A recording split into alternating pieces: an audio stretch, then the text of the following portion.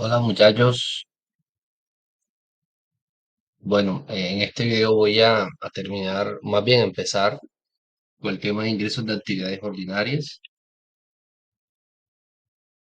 que se supone, bueno, debimos verlo hoy presencialmente, pero bueno, ya saben que por cuestiones de salud no pude asistir. Entonces, las actividades ordinarias en la NI para PYME van a estar en la sección 23. En el párrafo 23.1 se habla del alcance como tal, es decir, cuáles son los ingresos que se podrían registrar bajo esta sección. En este caso, la norma habla específicamente de estos cuatro que están acá. Primero, la venta de bienes, es decir, que cada empresa, persona que se dedica al comercio y que realice venta de bienes en términos generales, es decir, inventarios, mercancías, pues va a registrar esos ingresos bajo esta sección. Eso independientemente si los produce o si los adquiere para su reventa. Es decir, si los produce, es una empresa industrial, es decir, que fabrica sus productos. Hagan de cuenta, por ejemplo, que ustedes están comprando, más bien, están trabajando en una empresa que vende, por ejemplo, insumos agrícolas y los insumos agrícolas los produce, es decir, tienen una planta procesadora. O si de pronto están trabajando para el almacén ya que le vende, por ejemplo, al campesino. Entonces, ese simplemente compra el producto o el insumo así como se lo entregan y lo vende. Entonces, no importa si lo produce o si lo revende. Lo importante es que se realice la venta del bien. Lo otro es la prestación de servicios, que, por ejemplo, puede ser cualquier cosa, donde venden, por ejemplo, hagan cualquier tipo de mantenimiento para vehículos, donde hagan pintura, donde los laven. Nosotros, por ejemplo, los contadores, la mayoría de las profesiones liberales o los abogados, podemos prestar servicios y generar ingresos por eso. Lo que serían los hospitales, clínicas en términos generales, es decir, el servicio que se está prestando de parte de un médico, por ejemplo.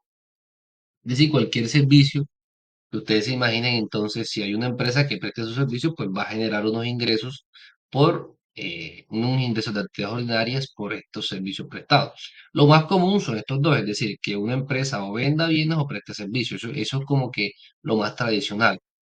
De pronto estos dos de acá abajo no son tan tradicionales, pero también están incluidos dentro del alcance de la sanción. Uno, los contratos de construcción si la entidad es contratista. Es decir, una empresa que se gane la licitación para construir, por ejemplo, un hospital, un complejo deportivo, una carretera. Pues esa empresa va a generar ingresos de actividades ordinarias, obviamente, por el contrato que se gane si es el contratista, no el contratante, ojo. Y de el uso por parte de terceros de activos de la entidad. Es decir, si existen unos terceros que están utilizando algún activo de la entidad y que esos activos produzcan, uno, intereses. Entonces, los intereses son los rendimientos financieros que uno recibe, por ejemplo, de inversiones como un CDT. Entonces, si yo trabajo en una empresa y hay un exceso de liquidez y se quiere hacer pues obviamente algo con eso, ya ustedes saben lo que es el valor del dinero en el tiempo y saben que el dinero no puede permanecer improductivo, entonces uno diría, bueno, eh, vamos a invertir ese dinero para que al menos compense el efecto de la inflación. Entonces vamos y abrimos un CT en el banco y al final el banco paga unos intereses. Eso vendría siendo entonces unos ingresos de actividades ordinarias. Regalías. Las regalías son los beneficios que se reciben por causa de la explotación de un intangible. Entonces, por ejemplo, si yo tengo una empresa y en esa empresa existe algún intangible que se pueda explotar, por ejemplo, un laboratorio que tenga una vacuna, y si esa vacuna pues se le da la cesión del derecho para que otros laboratorios la produzcan y la vendan, entonces obviamente como yo soy el dueño, de pronto en el que invertí mucho dinero para poder encontrar la vacuna, pues ellos tienen que tienen que pagarme la, pues toda la investigación, todas las redes, eso se llama regalías, cada vez que hay que una explotación de un intangible. En el caso por ejemplo, de las franquicias, es decir, lo que hace McDonald's, lo que hace Subway, lo que hace, por ejemplo, KFC, es decir, cualquiera de esas empresas cada vez que alguien les compra la franquicia, pues van a generar unos ingresos. Sería un ingreso de actividades ordinarias, es decir, están explotando un intangible que en este caso es la marca. Y, por ejemplo, los equipos de fútbol también podrían decir, porque los equipos de fútbol compran derechos. Y, por ejemplo, cuando vende un jugador, pues ya me está vendiendo, por ejemplo, derechos, entonces eso también sería regalía. Los dividendos son los beneficios que se reciben en una empresa cuando es dueña de una parte o la totalidad de otra empresa. Entonces, por ejemplo, si yo trabajo en una empresa que tiene acciones de otra, entonces cuando de esas otras acciones que se tienen de otra empresa, perdón, se reciben unos beneficios, esos beneficios, la parte de la utilidad que reparte esa empresa en la que se tiene la inversión es un dividendo.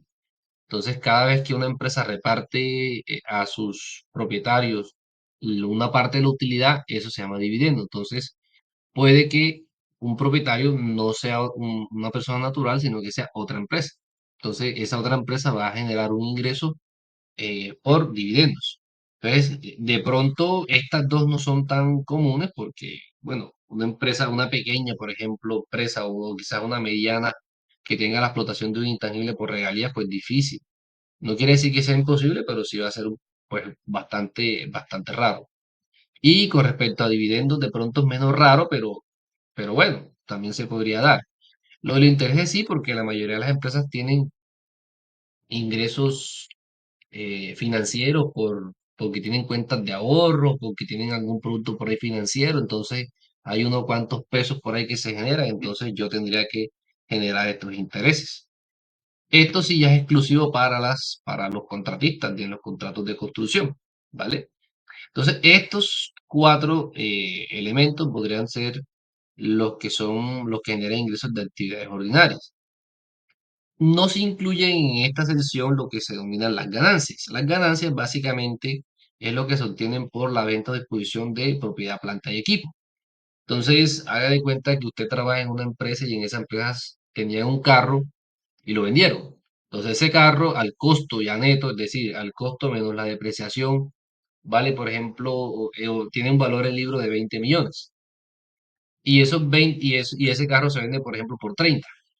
Entonces, obviamente, entre el costo neto, que son los 20 millones, y los 30 por los cuales se vende, hay una ganancia. Eso se llama una ganancia, una ganancia. Y esos 10 millones que es la ganancia hay que registrarlo como un ingreso, pero no dentro del alcance de esta sección 23, sino que se tienen que incluir en el estado de resultado integral presentándola en una parte por separado. Eso quiere decir que yo en el estado de resultado tengo que mostrar una parte de lo que son ingresos de actividades ordinarias, que son estos cuatro que están acá, y en otro lado cualquier otro ingreso que se genere por estas ganancias. Si se generan ahora, ¿cuál es la diferencia entre el uno y el otro?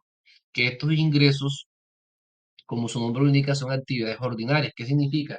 Que se hacen recurrentemente, es decir, que recurrentemente las empresas hacen eso, es decir, que eso es casi que de todos los días. En términos prácticos, estas empresas hacen eso porque pertenece al desarrollo de su objeto social. Entonces, por ejemplo, si yo tengo una empresa donde vendo computadores, obviamente, y presto servicio técnico, entonces, cada vez que yo vendo un computador, que es lo que yo quiero hacer todos los días, es decir, que todos los días se me vendan muchos computadores, voy a generar un ingreso por venta de bienes. ¿Eso qué es? Un ingreso de actividad ordinaria. ¿Por qué? Porque es parte de mi objeto social. Y si viene alguien solicitando un servicio de mantenimiento de un computador, de una impresora, de lo que sea, pues yo presto un servicio. Entonces, eso también hace parte de mis ingresos de actividades ordinarias. Eso es lo común, porque es lo que habitualmente, lo que ordinariamente o cotidianamente se hace. En cambio, yo todos los días no tengo una ganancia por la venta de propiedad, planta y equipo. ¿Ok? Porque, por ejemplo, si yo dentro de mi empresa de computador tenía una impresora que no la disponía para la venta, sino que la tenía ahí, por ejemplo, para poder utilizarla en la operación del negocio. Y de repente yo la vendo, yo tengo una ganancia, entonces lo registraría acá. Pero ojo, una cosa es la impresora que yo tengo disponible para la venta, que es la que tengo nueva ahí y es la que yo vendo constantemente, y otra cosa es la impresora que yo tengo para mi uso en la empresa, es decir, la que tiene una destinación para poder apoyar la parte operativa de la empresa. Entonces, claro,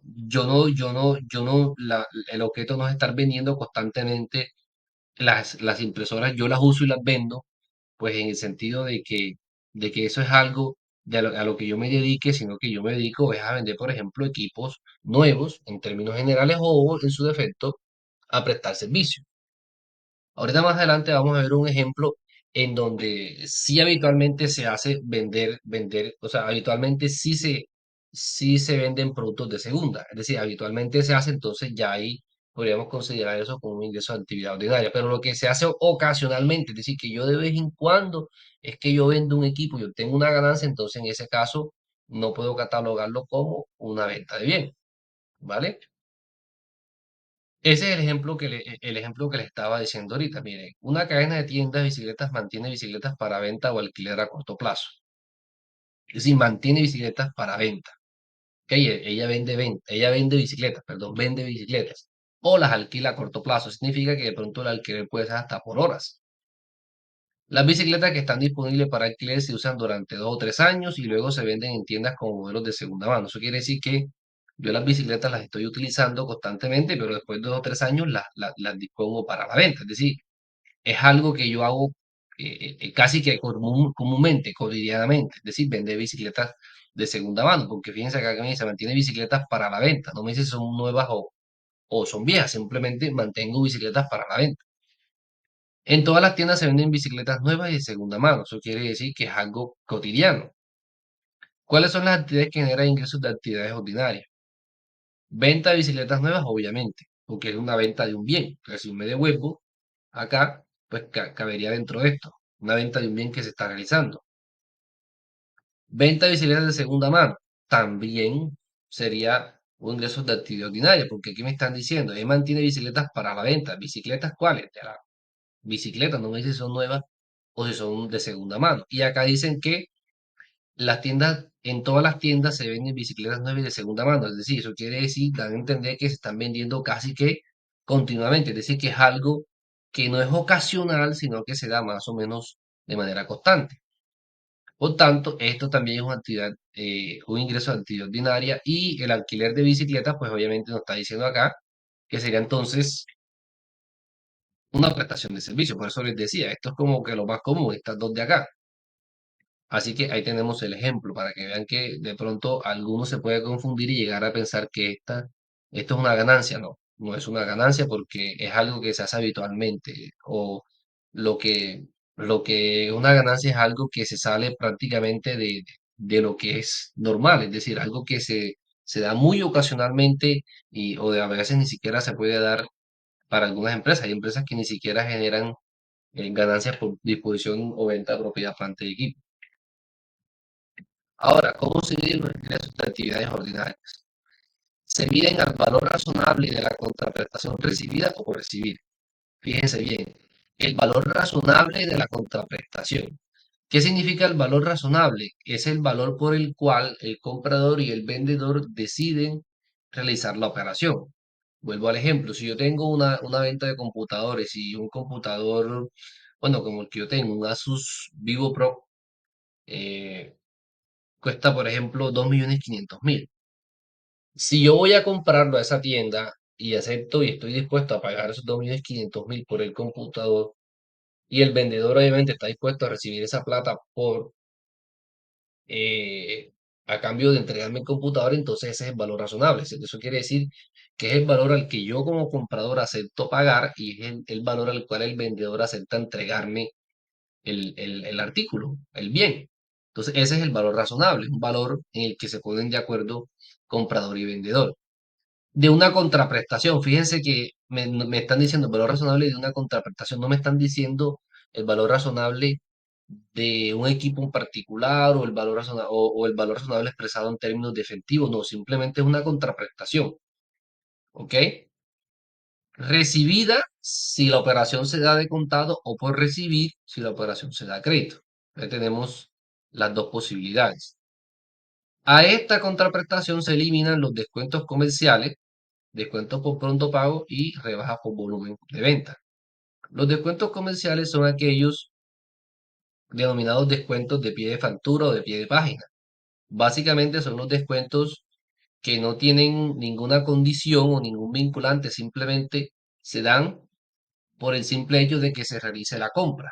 Entonces, como si yo tengo, por ejemplo, una empresa y yo tengo, le ofrezco a mis clientes, bueno, este mes vamos a dar un descuento del 10% sobre las unidades de tal referencia.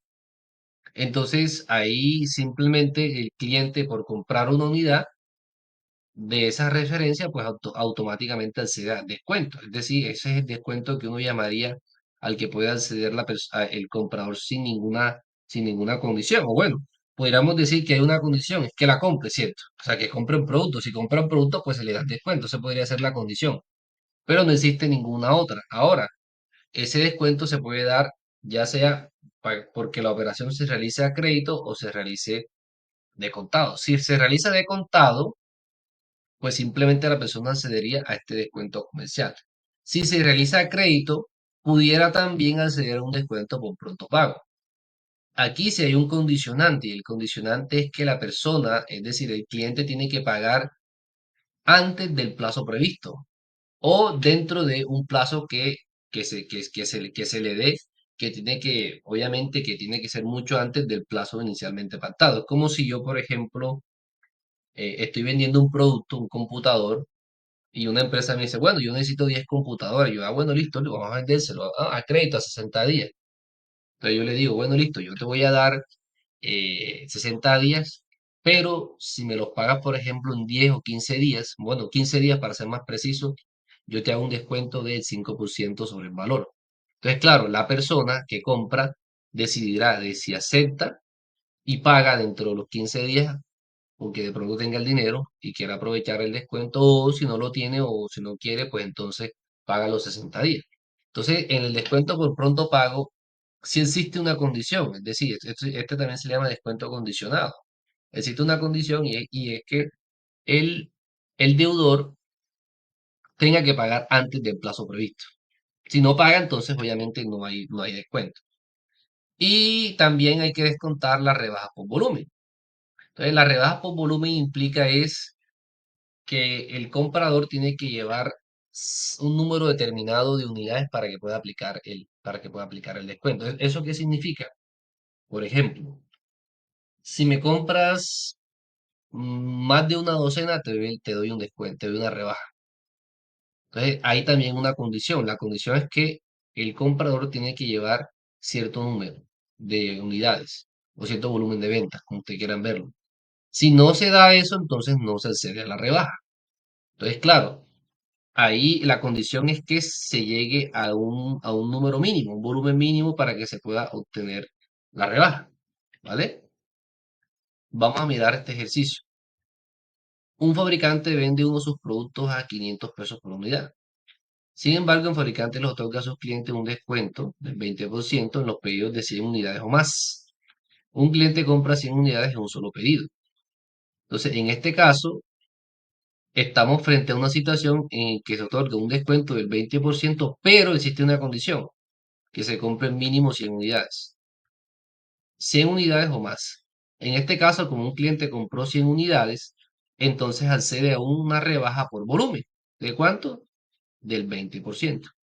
Eso significa que si este descuento no existiera, pues la venta se originaría por un total de 500 pesos por unidad, por 100 unidades, eso da 5.000. Es decir, que debería, perdón, 50.000. Debería, debería registrar 50.000 de ingreso. Pero como está ofreciendo un descuento del 20%, perdón, el 20% de 50.000 sería por 5 días, 10.000, significa que en realidad va a registrar un ingreso por 40.000, que es este que está acá. Es decir, que va a registrar un ingreso por 40.000. Y este ingreso por 40.000 entonces es el neto, es decir, ya yo tengo que registrar el neto, o sea, este descuento ni siquiera lo registro, ya yo registro solamente es el neto, ¿vale? Vamos a mirar por cuánto va esto, van 19. Bueno, para no hacerlo tan largo, voy a detenerme aquí.